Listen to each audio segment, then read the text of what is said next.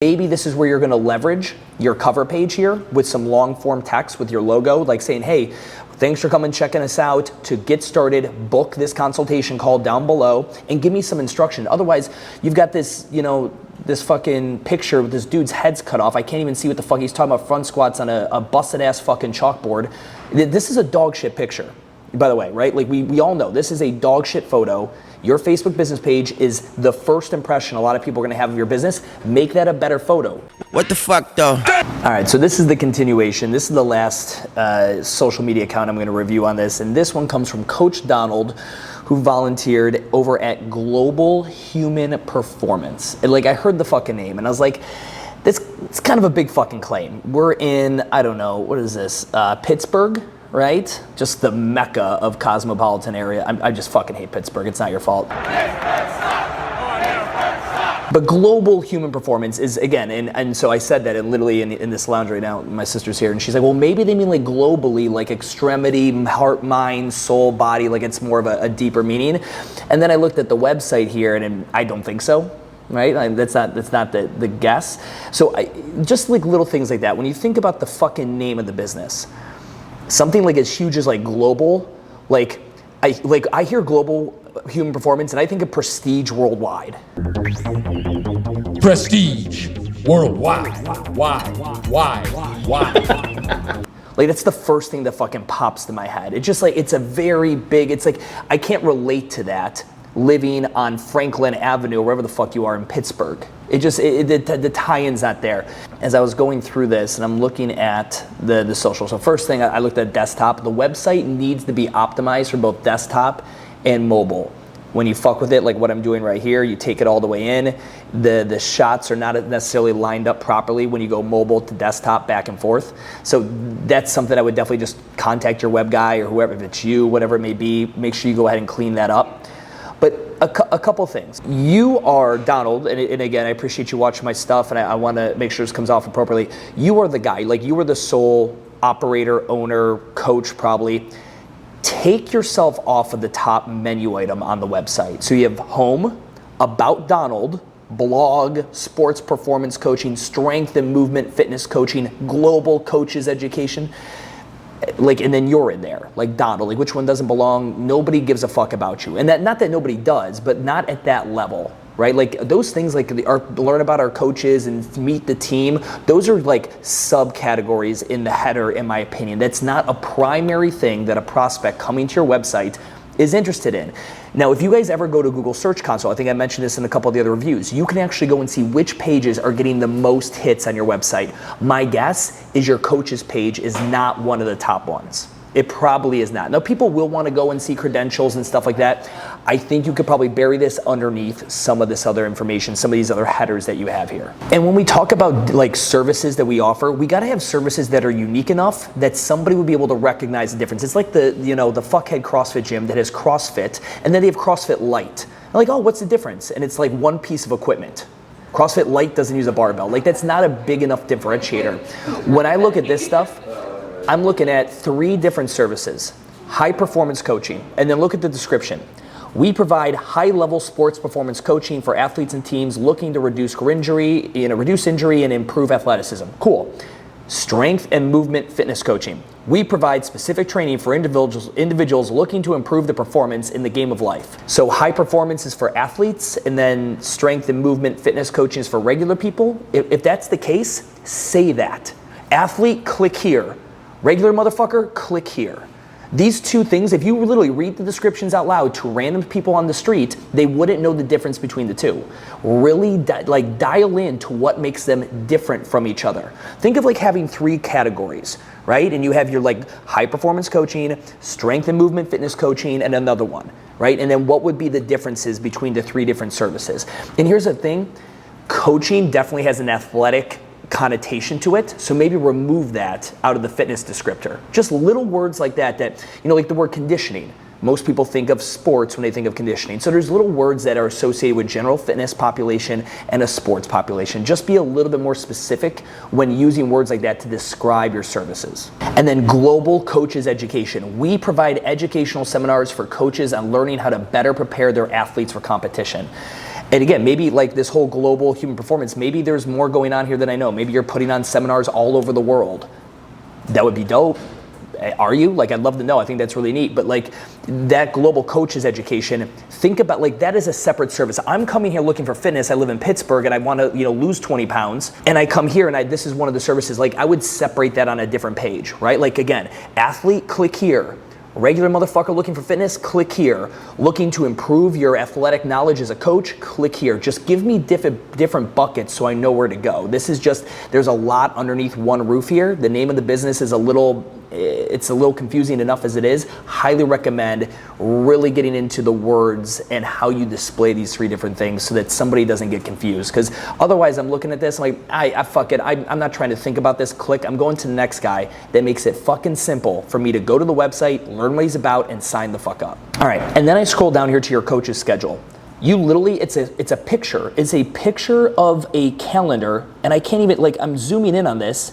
You can't read it because the photo doesn't render as you zoom in on it. Is this truly the only fucking place you have your, where is this? Where is your schedule? Is this really the only place?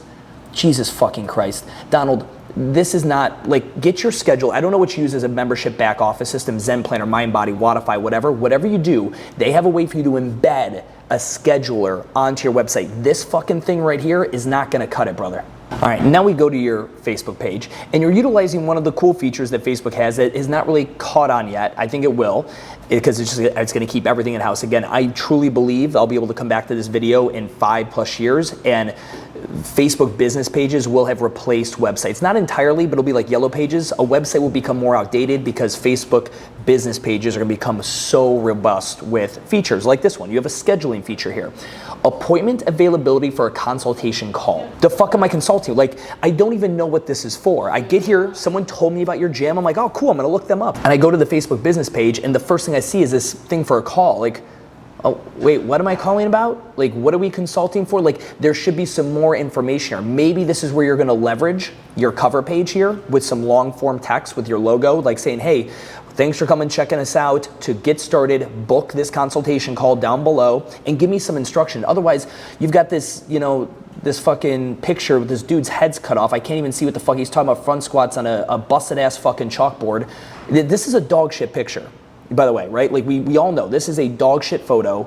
Your Facebook business page is the first impression a lot of people are gonna have of your business. Make that a better photo. Make it something that shows the kind of clients you work with in the setting. This, I'm guessing, is from one of your, those clinics you put on in Kenya. I saw you put on a clinic in Kenya in 2018. That's exactly what I'm guessing this looks from. Do these three Kenyan black dudes, is that your fucking market and demographic in Pittsburgh? It's probably not. So use a photo from, the 40-year-old chubby white women that you have in your gym, or athletes, or whatever it is that you have in your gym. Use a photo of them, not from your fucking trip to one conference you did in fucking Kenya. Share with you about our small group personal training. So here at GHP, we call it our semi-private training. We work in pods of 6 people or less. Now, why do we do that? Why not strictly just one-on-one? Or why not do huge groups of 15 to 20 people? A big aspect of what we do is to give you individualized attention in person. All right, Donald, so here's one thing. I love this video. I didn't watch the entire thing, but I love the gist of it. Here's the deal. Your prospects are not like you and me. You and me can turn the volume, like I'm in my fucking lounge. I can turn the volume up, I can scream, I can blast the music, I can listen to the audio. Your prospects are 9-to-5ers who work in a 9-to-5 job, and they're probably in that work setting that doesn't allow them to blast the volume to their mobile or laptop device. You need to get rev.com to transcribe this into the subcaptions, and you could upload it right in there. I cannot recommend enough for those of you guys marketing to the general public, the 9-to-5 public, and you are saying things. You have educational content, meaning you're having to explain, like in this video, you're talking about why you don't do large group training, why you do small group. That needs fucking subtitles, because most people are not gonna listen to the volume. Who are you going after, and what are they doing in the middle of the day? But this video, I'm totally down with it. I think you're nailing it with that kind of level of educational content. So I love the photo here showing these 2 women who are members of your gym. This one's face is covered up, and you talk about them here. You got Lauren and Gwen. Tag Lauren and Gwen. I know I've talked about that on the previous other pages. For those of you guys watching, you've got to tag them, and you need to know the nuances of tagging. They've got to make sure that their settings are set appropriately. You generally have to be logged in as a person, not the business, in order to tag them. It is several extra steps, but the organic reach is worth it to tag them in these photos. Not just in the copy here, but in the actual photo in and of itself. Donald, so one thing I love that you're doing here, I saw a bunch of these pictures. You have like these little plaques that you print out a photo of the client and you type and you hang it up. That's great. Now, I see you take a photo of it and put it here on social. Fuck that, like that there is 2004, like it's going on 2020. Just get a really good image, go to Canva, I've already talked about that, canva.com, and create an awesome template that has the GHP logo, maybe your tagline has the image or two of the client, and then you give this really badass testimonial. This is exactly what I coach to my guys in Micro Gym University. We talk about reverse testimonials. Instead of us always going to the client and getting one, we give one to the client. I love this here. I think you just need to like level this up. This looks like something that would be in like a kindergarten classroom. Take it digital. That way it lives on Instagram. It can live on your website. It could live on Facebook. Keep it digital. This is nice. You can still have this in the gym if you want. But don't take a photo of fucking paper and put it on there. Create a digital version. So one thing, I've been looking at this a little bit more, right? And just, again, I am a great example of your prospects. I didn't know anything really about you. And now I see this, right? I see the logo here. And you got this global thing. And again, I don't know how much you're really doing globally. And I love that you might have had the idea of this being a global thing that you do.